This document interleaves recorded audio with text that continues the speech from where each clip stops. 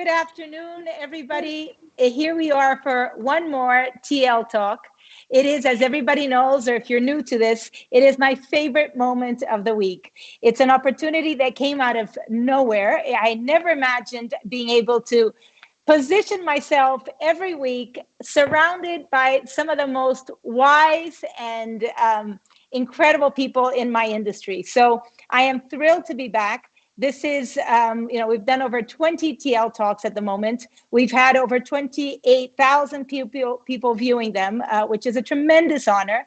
And if you've taken your afternoon to join us, thank you so much. If you're a travel advisor, a hotel owner, restaurant owner, if you're in events, thank you for making the space for our conversation. And I know many of you are watching it on a Saturday or a Sunday or next week. I think this is timeless. The message we're sending out, our objective has always been to send out positive energy. And though it is more needed now than ever, it is always an ingredient that we like to have in our lives. So thank you so much for joining us. For those that do not know me, my name is Tina Lira. I am the owner and founder of TL Portfolio, which is a communications, PR, and sales representation business. And we have offices in Brazil, Chile, Argentina, Mexico, New York, and Los Angeles, and an amazing team of 17 fabulous women. I am Brazilian. I grew up in Mexico. I studied in Switzerland, and then I moved on to work in Paris, in New York, in Singapore, in Turks and Caicos, Miami, and 10 years ago, I came back to Brazil. So that's a little bit about me. I'm thrilled to be able to introduce the panel, and I'm going to start with somebody that honestly needs no introduction. Mary Gostelow, it's an amazing honor to be in touch, to have you here, to be closer than ever. Mary Gostelow is the owner and editor of the Costello Report. Before lockdown, Mary would travel about 300 nights a year, which is unprecedented. She has the ILTM annual Gostelow Award that was a Lifetime Achievers, which is named in her honor. And most importantly, she's best known for the Costello Report and the Mary Gostelow Girl Ahead podcast. So if you're not following, if you're not listening to the podcast, make some time. She interviews some of the most brilliant people in travel. Many of them have been in our talks, Jean-Luc Naret, and many others. So please look out and enjoy all her wisdom and content, not only here, but after and onwards. So Mary, thank you for joining us. I am so happy to be here because people, sharing with friends has actually been the number one result of these last, 5 months. The other interesting thing to me is what has happened to time. Now, time is a word I never normally use. As Winston Churchill said, apparently, if you want to do something, you always make time for it. But I wonder whether you have all noticed that now a week flies by and I haven't actually been anywhere. How can I remember whether it's Monday, Friday, or Saturday? So that's the takeaways. The other takeaway is how friends I knew before have become even closer, and I have made so many new friends. And I am talking to people who are just amazing me at the moment with their ability to rise above this uncertainty. I was talking a couple of hours ago to a rehabilitation and wellness specialist who's married to a cardio surgeon. And he was saying that they both feel that this is so essential a time to feel positive, because if you're going to have an operation, if you feel positive before, you will come through better. And from a fitness point of view, well, we've all got to be positive, haven't we, Tina? Yes.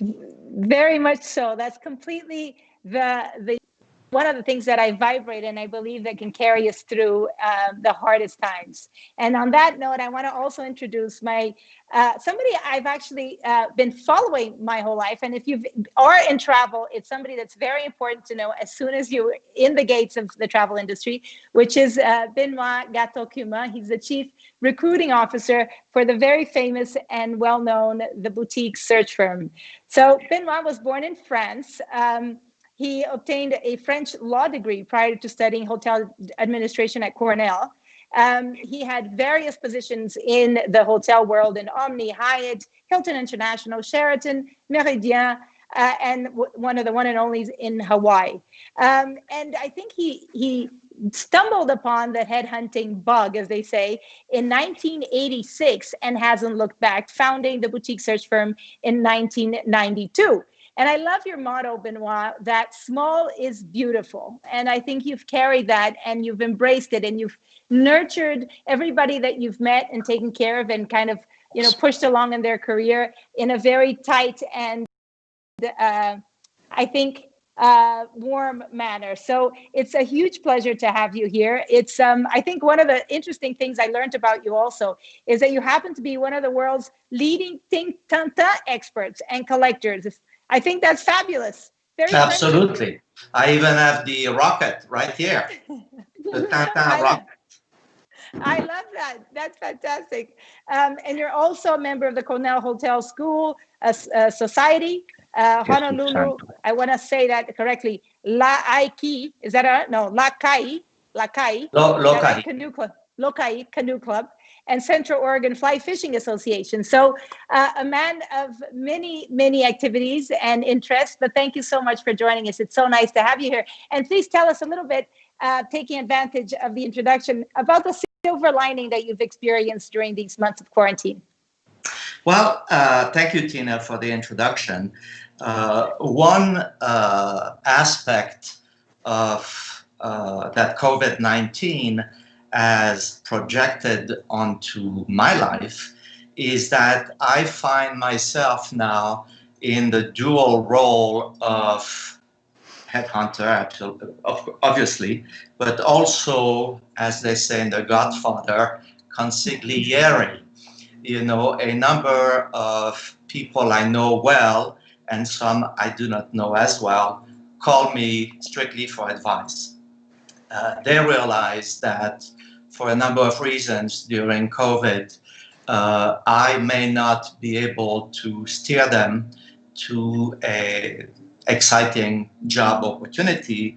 However, they feel the need to bounce some thoughts and some ideas to me due to my experience. And I find that to be a very, to me, I don't know if the word pertains, very tonic type of feeling, because I feel I'm really filling a need that is uniquely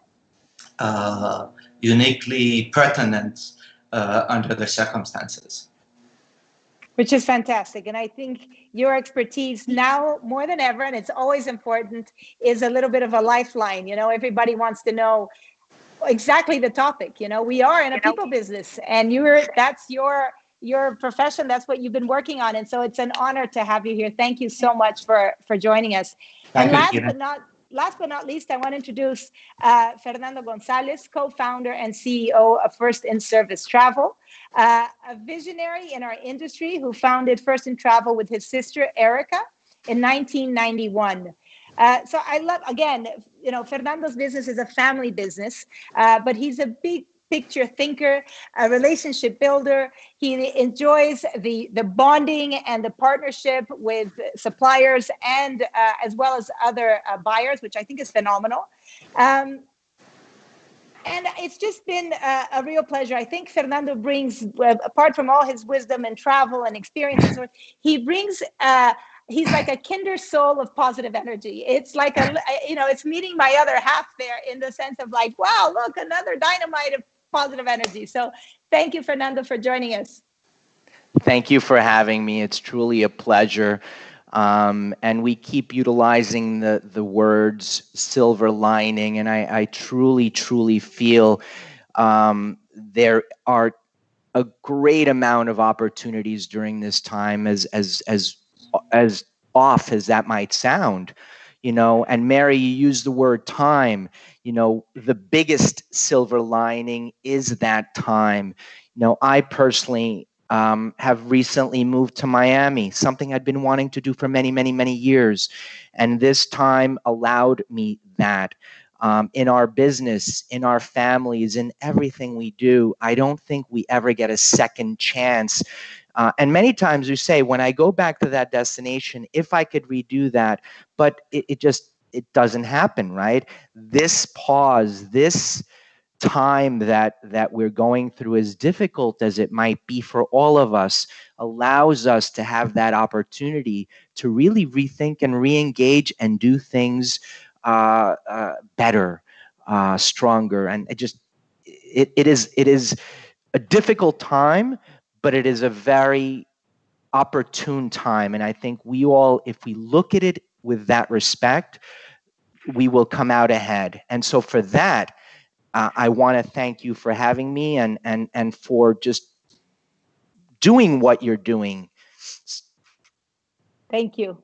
It's. I think you mentioned something that's very true, and I think I mentioned this in a previous TL talk. But they say that the people who are going to come out the best out of this, the winners, if that even exists within the storm, are not the ones that are the most intelligent, are not the ones that are the strongest, are the ones that, as you said, are willing to transform themselves, are willing to stay in touch, are willing to dance. When the going gets tough, the tough get going, obviously.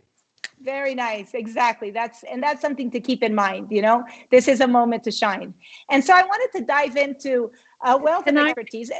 Please, Tina, can I pick up? Actually, Benoit, you said something so honest then, that people are coming to you for help and advice, and that is so true. First of all, at all levels, from the top downwards, people are frightened, people are lonely, and in many cases they don't have good words. Yeah. True. Now, the higher they are up the ladder, whether or not they're running a train company, running a tour company, running a hotel, the more they are responsible for their team around them, and they don't have anybody to talk to. Sometimes I feel I'm an unofficial counselor with no training, but years of experience and all the things. Travel is a great education. As they say, there's something about Mary. You just have to use your common sense. I remember once, goodness, this is going to make me sound old, when I arrived in a country in West Africa that had better be nameless, and I didn't have a visa, and I was kept at the airport airside for 2 nights. The only people around me were the armed guards or men. That was the last time, by the way, I ever flew in a skirt. I have to highlight something, because I was titled Mr. Positivity. So you mentioned, Benoit and Mary, you're talking about fear. And I want us to use that word, and I want us to think about fear. When you are in a precarious situation and when you are afraid, what happens? Many times the best of us comes out. Many times we're creative, we're resourceful, and we find solutions that otherwise we wouldn't. So, back to Mary, but that fear is actually a very positive word. So true, yeah. Well, actually, I think the answer to that long-winded story, for which I apologize, is actually I'm still here. I survived. But people need help. People need support at every level. And communication and talking to people and reaching out to people is just vital. And there are some people who are not necessarily those who one would have thought would have been the leaders. They're not the Joans of Arc or the Alexander the Great. I'm not going to mention any current names, but there are people who rise above it and are doing amazing things. There's one hotel general manager, a first time general manager. She'd only been elevated to that job 6 months before. And the moment lockdown was coming, she went out to Costco and she spent four figures in amazing food for the couple of people who were going to stay in the hotel. She made sure that they were going to have the best culinary experience of their lives. And of course, they could have access to the sommelier's wine cellar. I It is. like that. Yeah, no, it's true. It's one of the big silver linings, and I'm a proof of that, is that when the industry gets shooken up, it's open space for the little people to come up and make their voice heard, and this, I'm not saying that I've made my voice heard, but the fact that we're here only happened because everything got shooken around. And as I said, I look every week and think, my God, how did I get myself in, amongst all of you? And it's phenomenal. But it only happens because opportunities arrive, little cracks open up, and then we can all, come up. And I think that looking at this fear, these opportunities, the world being shooken up, getting pushed off our center. I'd love to pull a little bit from your history. And if I can start with Fernando, I know that today you're a global presence. You're an icon in the industry. Your business does very, very well. You have over 100 team members, not only in the US, but globally. But it wasn't always like that, right? 10 years ago, you were a much smaller company, and you went through another historical moment, which at the time I was in New York as well, so I feel it on the bone, what that was like to be in New York on 9/11. So not so much about 9/11, because otherwise we can stay here talking about that forever. But how did you overcome that moment? And can you show us a little bit of how opportunistic it was and the business side? Absolutely. I remember a lot of that, especially with what we're going through today. But I mean, at the end of the day, today's talk it's a people business. And for us at the time, we started in 91, and that was our 10th year anniversary. We had 10 of us that were truly a family, obviously my sister, but the 10 of us worked breakfast, lunch, and dinner together, and we truly were one. A team is not, a brand is wonderful, a name, furniture, office, technology, those all complement the service, the company. But at the end of the day, the only thing on my mind at the time was our team. It was the family. It wasn't, okay, this son or this nephew have to move out now. It was, how do we keep it together? So clearly, the first thing that is necessary is to set the course and to remind everybody that you are a team and what your objectives and what the vision is, right?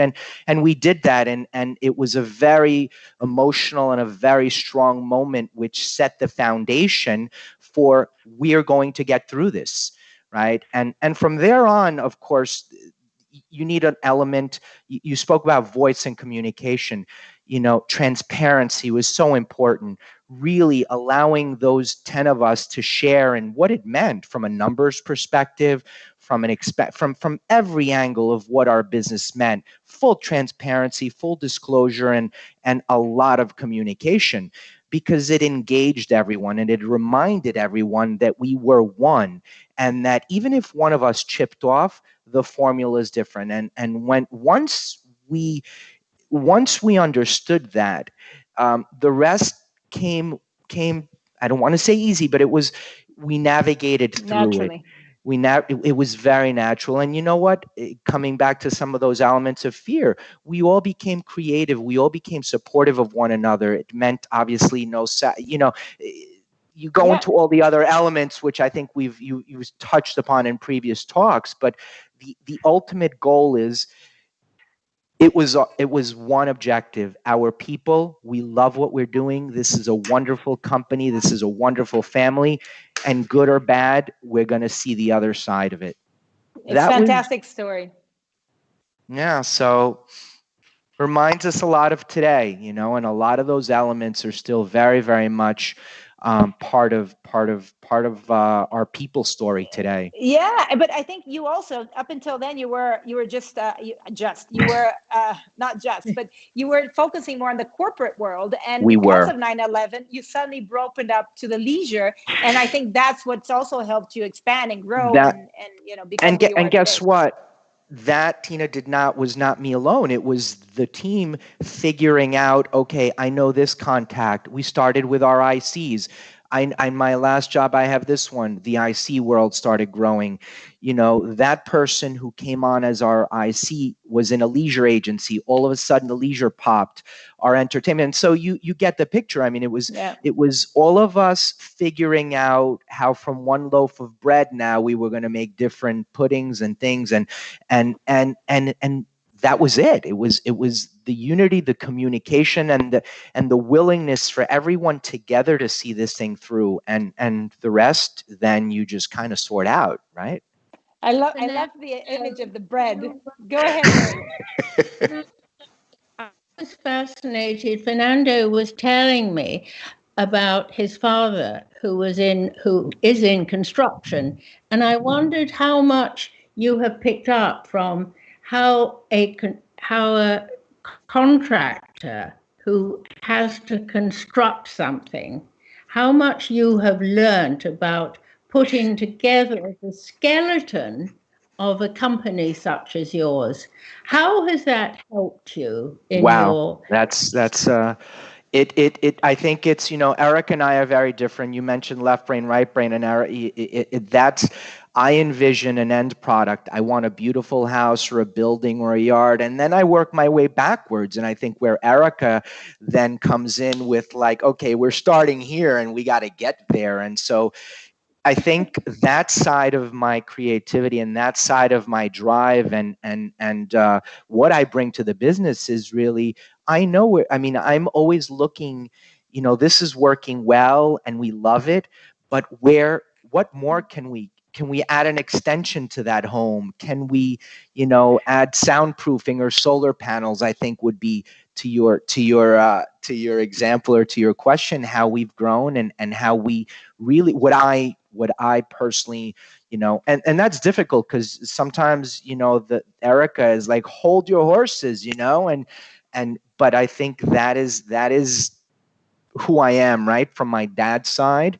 And I think that's what complements us very well and creates balance. Sure, and I think that's a learning. It's complement yourself with people that can add skills to you, and nobody here can speak to that beautiful talent management and understanding people's skills like Benoit. And if we think about, again, how I'm so passionate about the silver lining. When we consider that 1 in every 4 Americans, so that's 36 million people who had jobs in February, as of March, requested government assistance, which is insane. And so when I think about who would be the best person to showcase, what is the silver lining in that situation? Because there has to be one.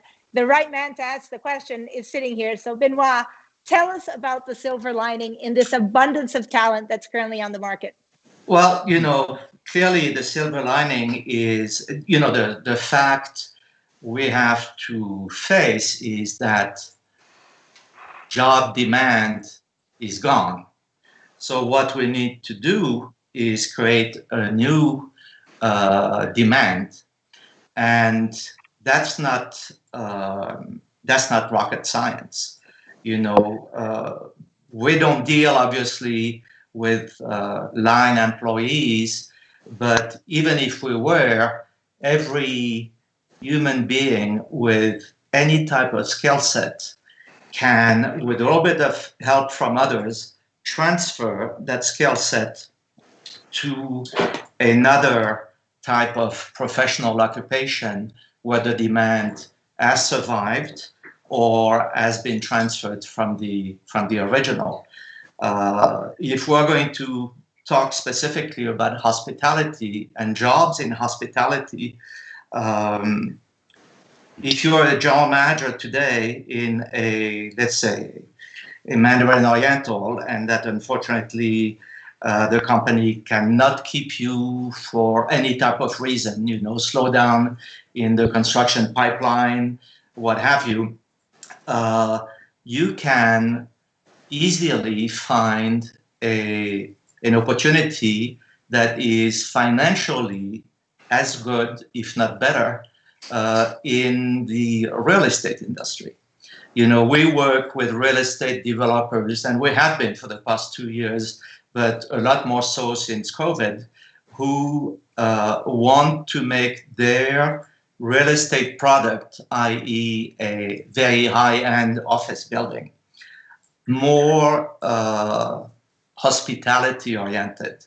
So what do? They come to us and say, we want a VP of hospitality, someone who is going to humanize our fancy commercial office building. And Sure. These are jobs that pay $300,000 and more, and that also have all kind of benefits, because benefits in that industry in particular are a lot better than in hospitality. We all know that, unfortunately, benefits in hospitality, for the most part, are not the best. And I think you mentioned when we spoke as well, you mentioned another industry which is very close to ours, and that is it's experiencing a very different demand, which is the senior living, right? Oh, absolutely. I mean, if you think about it, that is a hotel. There are very luxurious ones. They just have added services, which imply medical staff. But exactly. Well, obviously, all four of us on this screen are potentially senior living customers. We have the means. We have the global tastes. We've been used to the finest food. We like someone to turn down our bed at night and take away the towels and replace them. That's the utmost in senior living. Once we become slightly handicapped physically, we move to the other floor where we do assisted living, right, and so forth. Now, for us, our new clients don't only include that, but it can be as crazy as mental asylums. Mental asylums. Some people pay $1 million a year to put their loved one in a nut house. I think this is getting a little bit away from mainstream hoteliers. I'm a hotelier. I went to school because I want to work with like-minded people. And now we're talking about, oh my God, we're talking Money about talks. my Money talks. $400,000 paycheck. Yeah, but sorry, I'm interrupting. I'm trying to talk over Benoit. And when you get an English person, an English lady, daring to try and out-talk a Frenchman, it's very difficult to do. I have got to say at this point that I am seeing a lot of difference more and more difference between what's happening in the United States and the rest of the world. In the rest of the world, they don't have the same progression of fabulous older living places anyway. Now, I have talked to one or two European-based people in the HR world, and the message I'm getting from them is that if people want to stick around in hotels, and at the moment they have been laid off, this is the time for them to do what they always wanted to do, like learn Greek, to canoe up the Amazon or something, to chill out, make the most of any severance pay they've had, and to network, because come the end of this year, probably, let's hope by the end of Q4, or certainly into Q1, the ultimate bosses of all the big companies, the money names that actually own, let's say, the hotel groups, are going to realize that they need change. They need change. They perhaps don't need so many people, but they're going to need different people because Yeah. they're not running at luxury level. They're not running robotic properties. They're If running if I can cities. say something, Mary, because one thing that relates and it comes back, whether it's construction or any other career, one benefit going back to this space and time is that you have to find your passion, right? And part of this might be that it's not going from a hotelier to assisted living, but to building homes or opening a restaurant or working in a restaurant. And I think, again, this is people, right? And this is the time we're living where we have this small space to have I think the biggest thing is there's an opportunity here and to work with Benoit or whomever that might be, if you feel that you have another passion, right? I mean, that's also what I'm interpreting, Tina. Yeah, But no, and I keep think in mind Benoit. one thing Go is ahead. that transferring skills, for instance, if you do it through me, my clients, my potential clients, and my existing clients will tell me, I want someone who has those skills and this experience to adjust to the job I'm offering. So, it cannot be a complete transfer of skills. There still has to be a continuity in the experience. And one of the things, and I think I shared it with Benoit, that is very interesting was, and this is just to give a glimpse of an actual fact. Just before I opened TL Portfolio, I was going through a recruitment process for Fendi that was looking for a country manager in Brazil. And the first time I interviewed with the head of Americas, an amazing fashion retail expert, I asked her, said, sorry, I have to be honest with you. I've never bought anything in Fendi. I have known nothing about retail. I would never spend thousands of dollars on one piece of clothing and much less a purse. I'm a travel person. Why am I here? And she's told me one thing that I'll never forget. She said, Tina, every other person we interview thinks they know retail. We know retail. We don't need you to know retail. You know the luxury client. You Exactly. understand luxury service. And You know that who buys you our can stuff. teach us. Yeah. You know who buys us. You know how to take care of him, how to speak it to him, how to welcome him. Why is Apple's store so successful? It was built as a hotel. And so we have to stop getting so down and thinking, this is our bubble. We can't. And there's nothing wrong. A friend of mine who's in headhunting told me, he says, we have 2 ears, 2 arms. Our heart has 2 hearts, 2 sides to the brain. And yet we live our lives based on one career. And we don't need to necessarily moonlight, have 2, but you have to have a backup. There's another passion in everybody. And some people, that were in construction and maybe it's not doing so well, found out they were left to cook, and they have a backup. They're doing fun things and probably happier than ever. True. So that's the dancing that we have to do, and the soul searching, I think, that comes with it, which is the time to do it. True. To have time. Actually, Benoit, you're a prime example of somebody who changed entire career patterns. How did you decide, I'm not going to be a lawyer any longer? And let's face it, you could have been sitting on the Supreme Court now, ready to take over. They No, need help. Mary, I never was an attorney or a lawyer. I graduated from law school, but right after that, I went into Cornell to the hotel school. So, Wow. but the change of career that I did is that after 11 years in hotel operations, I switched to the other side of the street and became a headhunter. And the reason I did it was very simple. I tend to remember names and people and what they're good at, what they're not good at, and that sort of thing. Always was that way. I think always will be. And whenever either a former GM of mine or a colleague would call me as, desperate for an executive chef, et cetera, I said, well, did you try calling so-and-so? And bada bing, bada bang, as they say in Brooklyn, it became something that some people told me after a while, why don't you make the arrival living from it?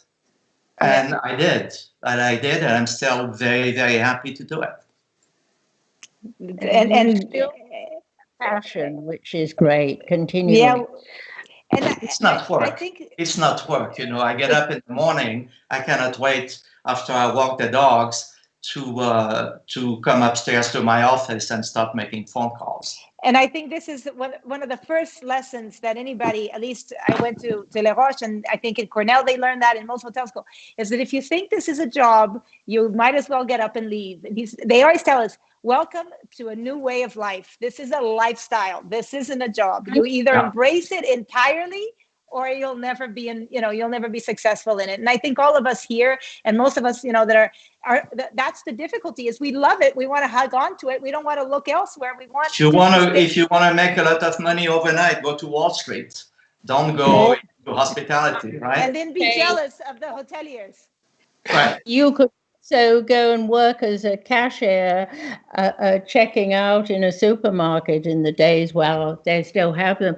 Actually, people ask me the whole time, Mary, you're working so hard. You're interviewing here, you're interviewing there. And I don't work, I create. But I need to create, because as a writer, I need to create. Otherwise, I just go berserk. I've got to get the ideas coming in and going out.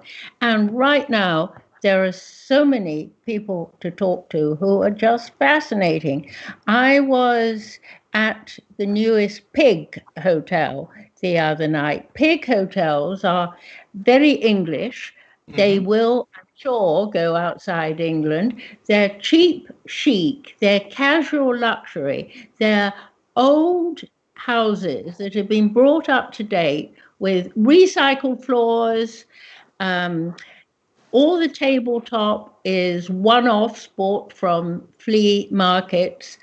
No chips or anything.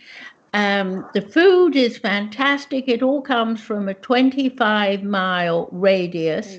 They have their own farms there anyway, highly organic. But the most interesting thing is the people working in the pigs, and there are now 7 of them, the people working in the pigs are all under 25. They're all such enthusiastic, passionate young people. They're not in stuffy uniforms. They wear blue jeans, little aprons, pink shirts, Converse trainers, and they're so passionate.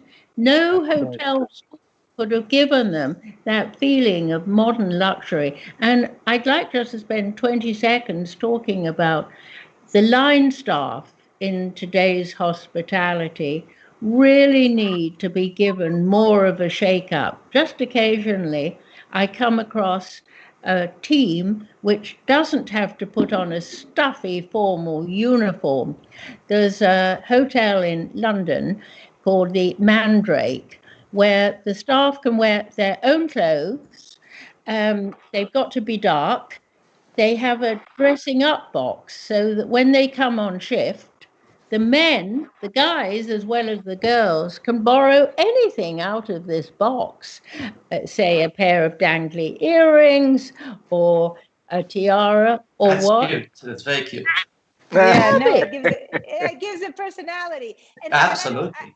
And I think that there's an interesting point here that I think we're getting at and dying to get to, is the fact that, Fernando mentions, and I love his motto of not the glass half full, but the glass 3/4 full. And I think that's great. And we had Cindy Novotny with us in one of our past talks, and she mentioned that, it is the responsibility of every leader to be positive. And I couldn't agree more, because it's the captain of the ship, and you have to keep hope and belief. My question, and I'm going to throw it out to all of you, but I'll ask Fernando first. What is the responsibility of the employee? What makes an employee successful? And today, if we look at this landscape that has an abundance amount of talent, what's going to make one person shine beyond the crowd? Gosh, well, I think we've been talking about that right before that. But first of all, let me say that it's necessary to set the tone and to have a leader, and that leader I hope has a positive destination, a beautiful beach that you're going to reach when you get to the other side of the ocean, right? That's number one. But my team hears Really? this all the time. I am here to service the team. I work for them. And so that means that together we each have a responsibility. It's not right. And the responsibility of each of every individual is to first of all do what we were just discussing. Evaluate your situation. I do not believe, that there's a saying personal and professional and keep it separate.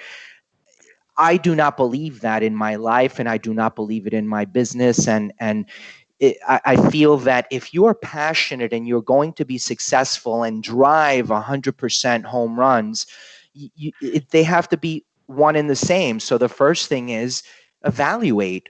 Do you really want to be here? Why are you with First and Service? Why are you with the hotel? Are you in the right industry? Right. So that's exactly what we were discussing a second ago. Secondly, of course, I hope that everybody wants to be at First and Service, or I hope that the wonderful companies that you work with, you really want to be there and bring your 100%. Now, specifically, I think you also, in a time of a long sail across the ocean to get to another, there has to be teamwork. For sure. Every single person has strengths and they have weaknesses. Drive home your strengths and mentor those on the team that maybe don't have those strengths. Cross train, work together, teach, be a leader in yourself. It's not about one leader. The more leaders and the more collaboration and the more teamwork, the further the team goes.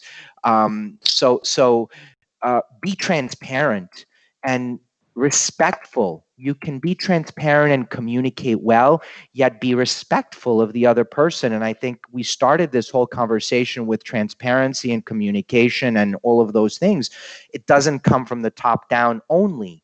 It is it has to go around. So be transparent, communicate, bring respect and to the team and also identify your weaknesses. We spoke about strengths. I know mine. Let's work on being a little bit humble, and whoever's a little stronger on the team, take the opportunity in the downtime to see, you know what, I'm going to learn more on the technological side or the back office or the front office or the marketing, right? And so, I think those are just core elements of life, but in situations like today and in a wonderful organization, it is the responsibility as to answer your question for everyone who's on that team to drive home all of those qualities.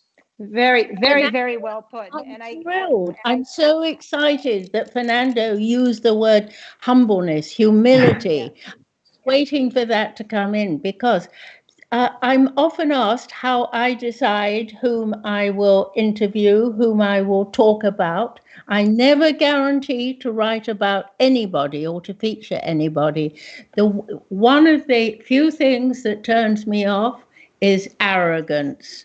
And anybody who exhibits any arrogance or anybody who doesn't listen, and anybody who is not thoughtful is, I'm sorry, beyond the pale. Humility Arrogance is so omnipresent in hospitality. It is actually disgusting. Well, it's a service industry, right? That should tell you everything. The number of so-called hotel men who do nothing more than Facebook themselves in all kind of exotic locations and blah, blah, blah about how much better they are than the rest of the world. They should know that the hotelier, the first thing they should swear to themselves is, as Mary was saying, my job is to be humble. When Ritz-Carlton used to say that stupid thing, ladies and gentlemen, serving ladies and gentlemen, I say, no, humble, honest people serving ladies and gentlemen. Because what Horst Schulze created, sorry, Mr. Schulze, he created a bunch of peasants. I know a lot of his GMs because I went to school with them, that the minute they were wearing an Armani suit and were walking the way Horst was walking, thought that they were becoming gentlemen. That's not the way it happens. It's a matter of breeding, it's a matter of patience, but mostly it's a matter of humility. I think it is a very, very, very powerful word. And I think that I try to bring a gift to every talk. I try to find somebody that I can invite that's going to bring as much wisdom and as much thought and power as all of the other panelists. And it's a way for us to include an additional voice, somebody I respect immensely, somebody that is my guru. It's a lot of many people's industry gurus, who is an expert, and I know a very close friend who has gone through the Ritz-Carlton school, as if I have. And I have to say, I love We Are Ladies and Gentlemen, serving ladies and gentlemen, because within that, it implies respect, and it puts ownership, and it makes the line staff go up to the level of the guest, and it's a feeling. And I think that you bring in a good point, Benoit, and I understand what you're mentioning, because it does put at risk this word of humility, which is so important. And it's so hard because, especially in the industry, in the luxury industry, we all, we run the risk, especially in these, of feeling like a king of their kingdom. And that's where the things can get very messy. But with that, I want to introduce, for those that don't know, Puri. Thank you for joining us. Thank you for being able to come and bring some of your little wisdom. I wanted you to participate in the conversation and maybe ask a question that you think is relevant through all of your, you in your bio, you say almost 5 decades. That can't be right, where you made a typo. So thank you so much for joining us. Puri, I don't know if you remember, but you were my successor at Halekulani way back when in the 80s. Okay, so that goes back a few years. Yeah. Hi, Puri. Can't hear you. Oh, you're on mute still, Puri. We have to get you off that mute button. Yes, I think now. No? Here he comes. He'll come with such a bang. The Scarlet Pimpernel, also known as Flashman, turns up when you least expect him. Puri. Oh, now we have the cable. But anyway, how did you find Puri? Puri is the guru when it comes to service. And thank goodness we have got away from ladies and gentlemen, because otherwise I would join Benoit and the North Americans would start a new war of independence away from ladies and gentlemen. Anyway, okay, Puri. Well, Puri, I can answer how I found Puri. He is the reason my company exists. I've known Puri since I started in the industry back in the Four Seasons Ritz-Carlton days in Singapore.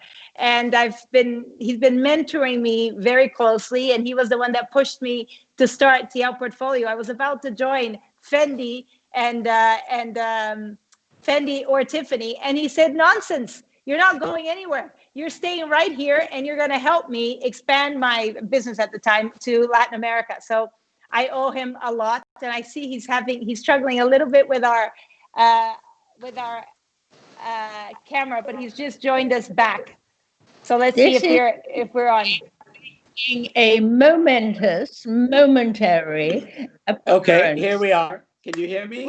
We can hear you. We can't see you. Can't see you. At least you can hear me, so that's the good thing. First of all, yes. I just want to say it's so good to see the ubiquitous Mary. For those of you that don't know Mary, I call her the ubiquitous Mary because I don't know anybody that is better informed of what's going on in our industry than Mary. And honestly, Mary, the service and the passion that you have for our industry is clearly infectious because you're tirelessly all over connecting people, making things happen, and really bringing that warmth and freshness and friendliness wherever you go. And whether it's ILTM Cannes or whether it's anywhere in the world, you'll see Mary. So well done, Mary. Great to see you again. Now, Benoit, as you rightly Lovely to see you too. Thrilling. Like Benoit pointed out, I followed Benoit at the Halekulani. I won't give you all the details what happened after I took over, but Benoit, you look most distinguished today. God bless. Thank you, Puri. I still call you Mr. Raffles. Now, Fernando, I haven't met you before, but a great pleasure. I think I'm hearing some really wonderful things here. You're talking about communication, about voice, about help, about fear, team and teamwork, transparency, about a silver lining, and about humility. And I think I tend to agree a little bit when you talk about humility and so on. In the final analysis, what I think we really are hosts more than anything else. So yes, whether it's ladies and gentlemen serving ladies and gentlemen or not, I think in the final analysis, we never want to forget that what we truly are hosts.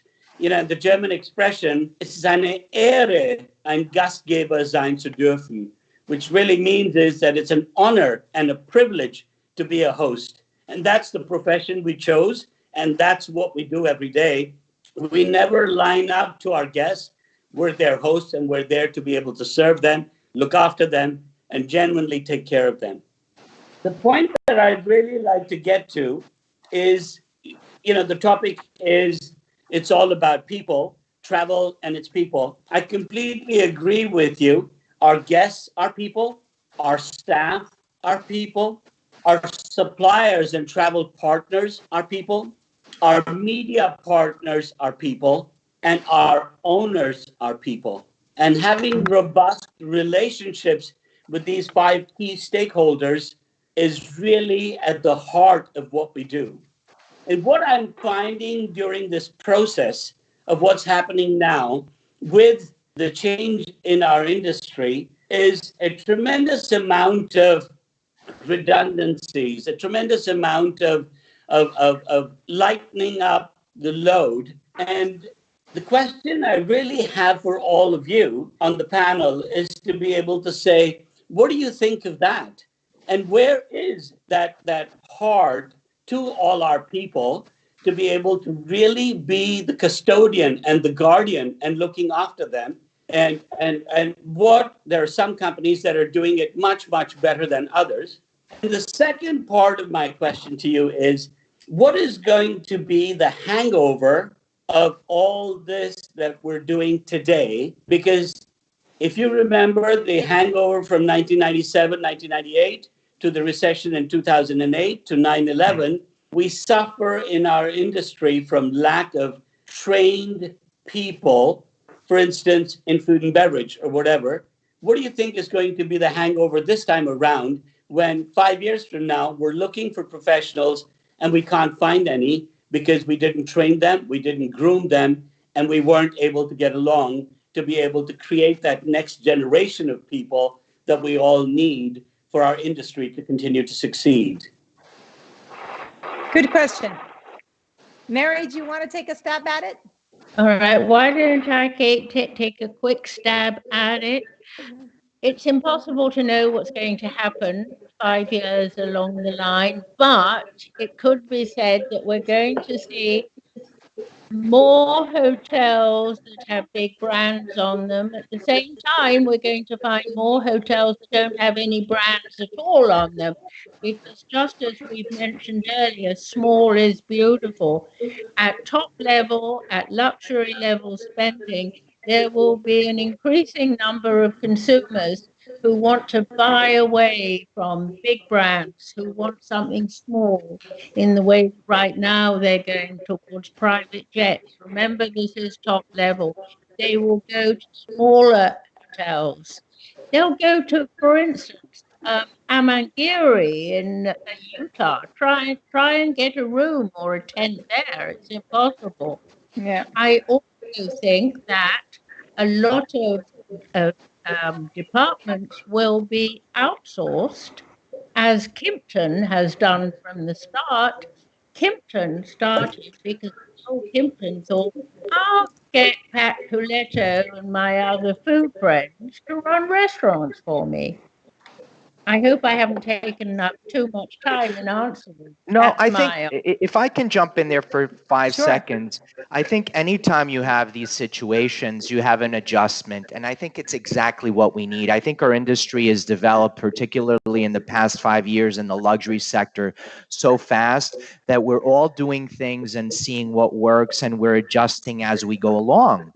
And this adjustment, this downtime, I think, at least for us, allows us to really, and to, and yeah, we don't have a magic ball, but it allows us to adjust and better prepare ourselves for what's to come. So, I just wanted to throw that in there in conjunction to everything that you said, Mary.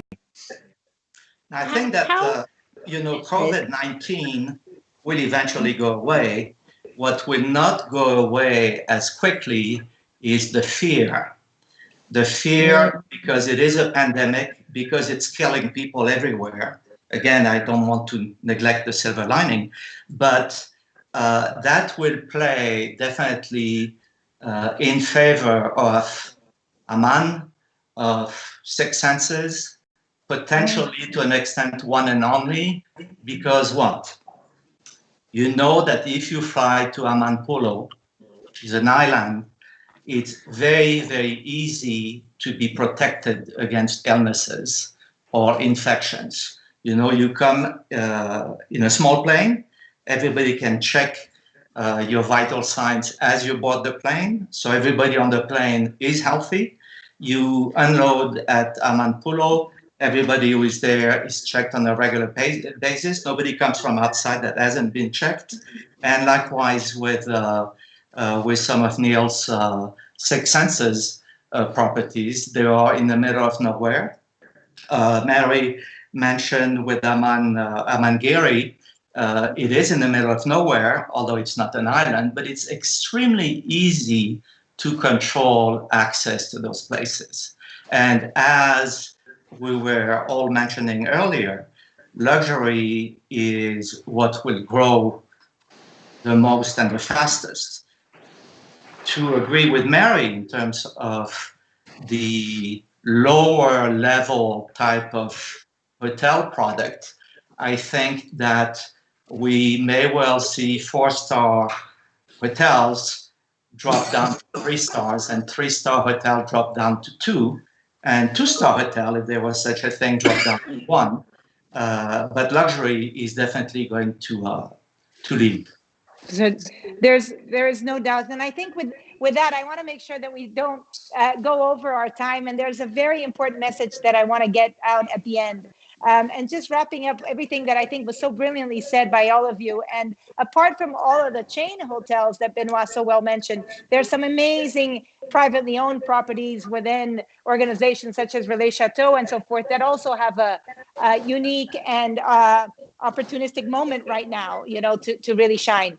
And with that, I always like to end my talks the same way, which is to ask that if everybody were to forget everything we said and all the beautiful content that we shared, and you had to leave one message for people to embrace throughout the weekend, for people to hold, to kind of leave a little seed in their mind and their hearts so that they can kind of ponder or maybe have new ideas and transform, what would that be?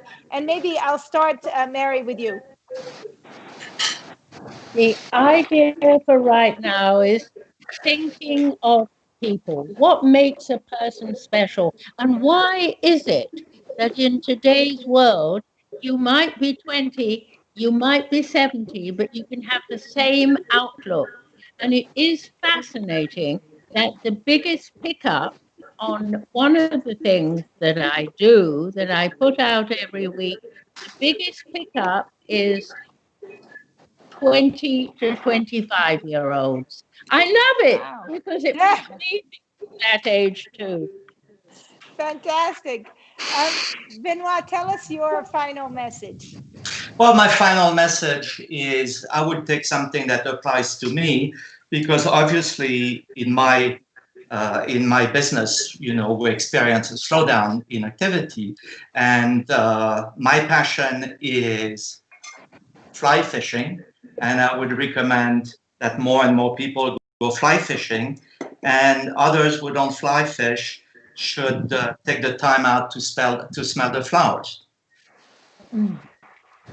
Yes, and I think you can't forget to mention that they should write a book. That's, I think, a message that you say, and I think it's brilliant. Yeah, everybody should write a book to relate at least one particular period of their life. It could be the summer of 42, not for me, but summer of 72, and what have you, or your first girlfriend at a ski resort. It's very, very good for the heart and the brain. Yeah, and it might become a bestseller. You never know. Fernando, what's your final message? Well, first of all, I'm going to go take you up on the fishing lesson, and I'm going to put that book thing down on my list. But very quickly, I think it's number one, find your passion, right? Make sure that this is your passion, and if not, find it. Make it personal, whatever that passion might be, not a job or a salary. Make it very personal, and you're going to shine, and you're going to be a great team member. And then believe, and that could mean many things. Meditate, be mindful, pray, or whatever it is, but believe, have faith, have hope in what you do. And this is not a religious thing, but they say if you write something down, it will come true. If you really believe and you really love and you're really passionate, you're going to be successful, whether in this industry or another. So thank you.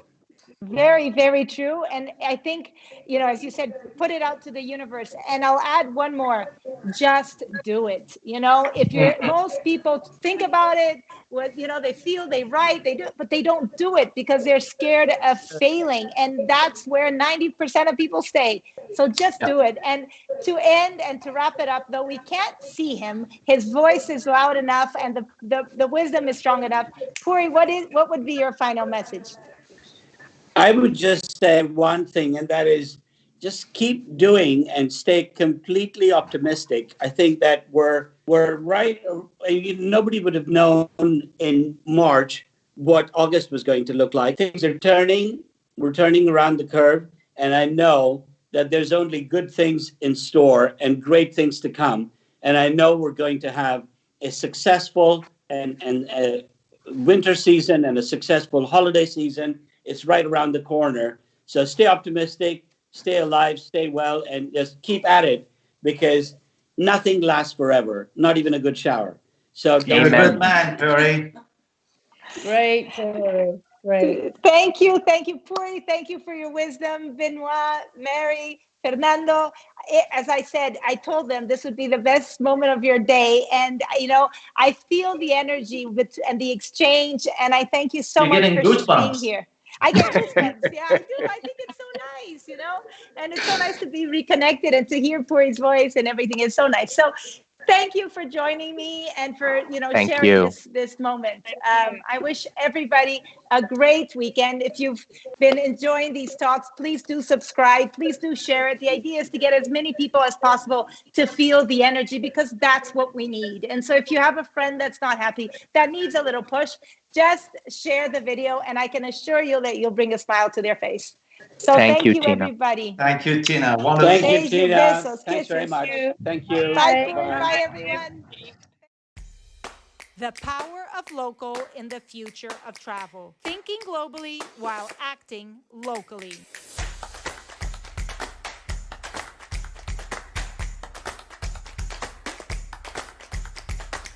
Where's the money going right now? I think you see money flowing to businesses in the form of what I'll call rescue financing. I think that COVID has given us a chance to rethink travel. Is a newfound perspective. You really can.